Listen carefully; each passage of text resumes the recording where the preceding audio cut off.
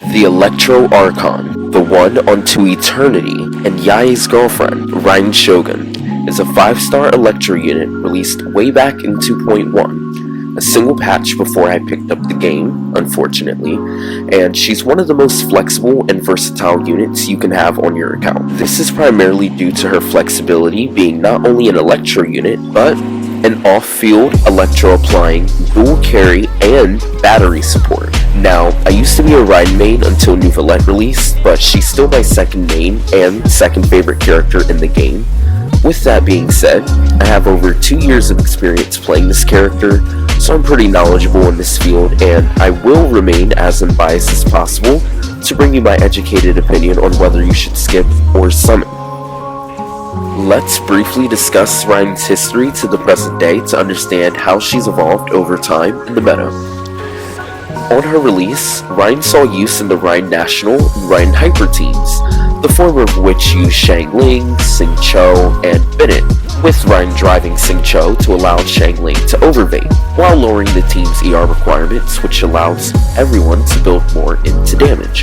The latter team utilized Bennett very preferably as C6 Sara, with the last slot usually consisting of Kazuha or Sucrose, flex animal slot.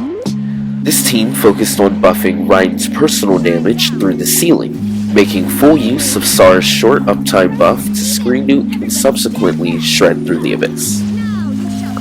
Her taser teams were always viable, but the release of Yelan allowed for Raiden to abuse the double Hydro Core with Yelan, Xingqiu, and an animal unit, with a similar role to the one she played in her national team, as a driver while dealing decent personal damage, still at C0. Where things truly took a turn for Raiden, however, was the release of Dendro.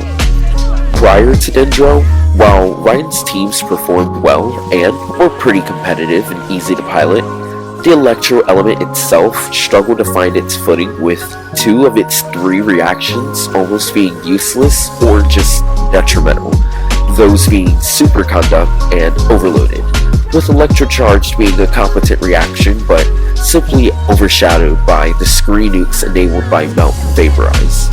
The release of Dendro, however, saw the inclusion of 2 new reactions relevant to the Electro element, Aggravate and Hyperbloom. Aggravate, in layman's terms, increases the amount of Electro damage dealt to enemies based off the triggering Electro unit's level and elemental mastery stat.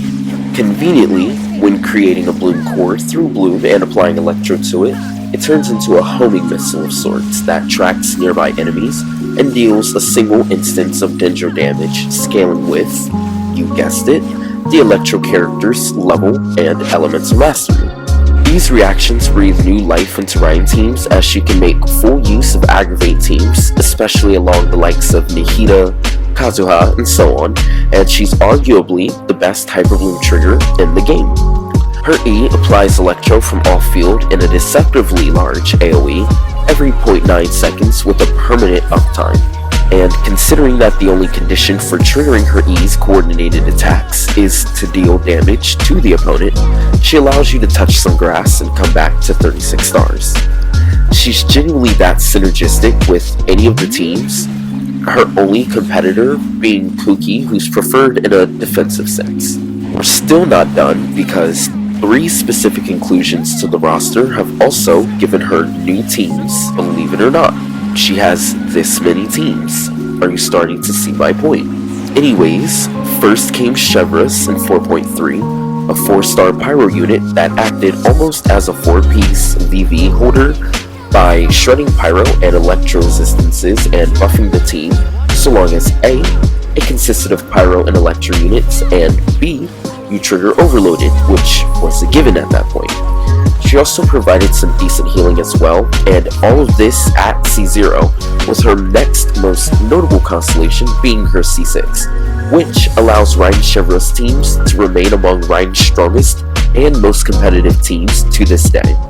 Next up came Farina, who single-handedly dragged healers out of the abyss and into the limelight, providing a massive team-wide damage and healing bonus from her burst, so long as you can heal off her team-wide HP drain.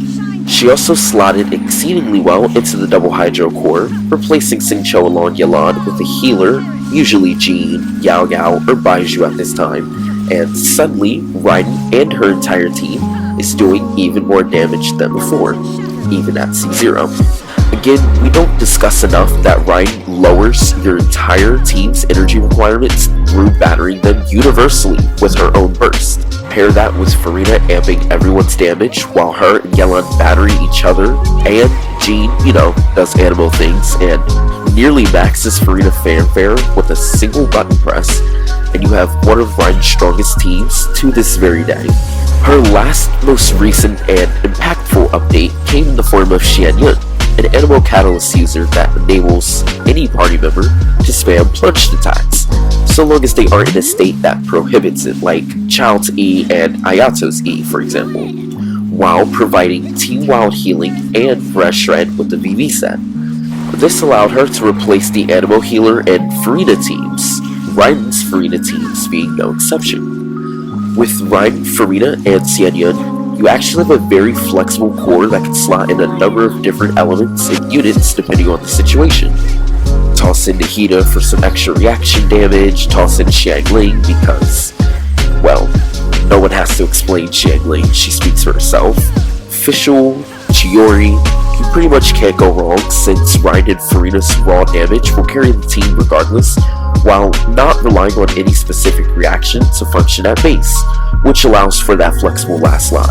While the shift in the meta towards burning teams with the release of Emily did grant Raiden a newfound teammate in burn-loaded teams, these were always possible with the likes of Nahida prior, and are decent, albeit not the topic of discussion today, but I felt the need to at least acknowledge them. That brings us to the present day. After a lot of yapping, I do feel it's necessary to understand how a unit has aged because it's inherently relevant to their pull value.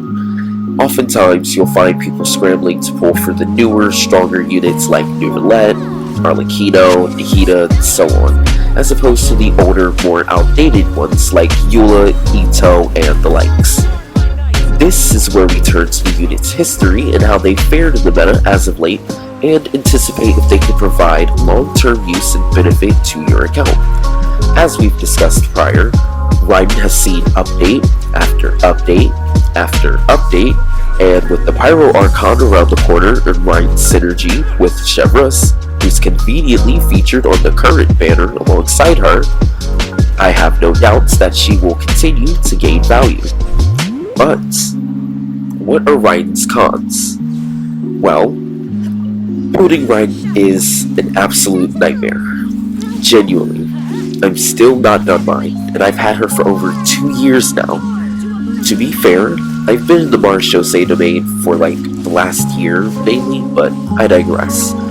She traditionally scales with ER, which she converts into electro damage %, of which you'll want about 250% to max out the emblem artifact set, although you can get away with as little as 225% or even lower depending on your team and your teammates' buffs. However, you'll still need a decent amount of attack, high investment to her crit stats as neither her signature nor her ascension stat provide her with any external crit, and in her aggravate and quick bloom teams you'll want a decent amount of EM as well. She sort of has the Xiangling effect where she scales off of every offensive stat in the game, but she requires such a delicate balance of everything if you're relying on her to carry the team. So, to answer the question, should you pull Raiden in 5.0? I can honestly say that if you're someone looking to improve your dendro teams, a Raiden wants her, or a C6 Chevreuse have her, I doubt you'll regret pulling Raiden. She's easy to use, very effective, extremely flexible, and has Archon privileges. She's a fan favorite and a version of Raiden May and Acheron, so they're going to keep her relevant. If you've enjoyed this video, please like and subscribe, it really helps out a lot, and I'll see you all in the next video.